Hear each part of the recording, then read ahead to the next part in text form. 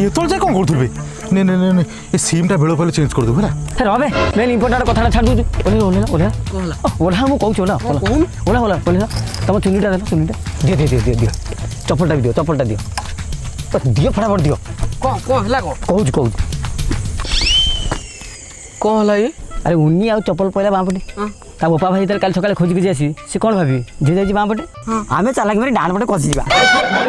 ବାଃ ଏ ତ ଗୋଟେ ଅତି ବାଳୁଆ ବୁଦ୍ଧି ହେଲା। ଏ ରାସ୍ତା ତ ଗୋଟିଏ ତୁ ସେତେବେଳେ କ'ଣ ବାଣ ଆଣ ଚଲେଇଛୁ? ଓହୋ ଏତେ ଦିମାଗ ଖର୍ଚ୍ଚ କରି ଆଇଡ଼ିଆଟା ବାହାର କରିଦେଲି କିଛି କାମରେ ଲାଗିଲାନି। ତ ଟଙ୍କିଆ ବୁଝି ତୋ ପାଖରେ ରଖ।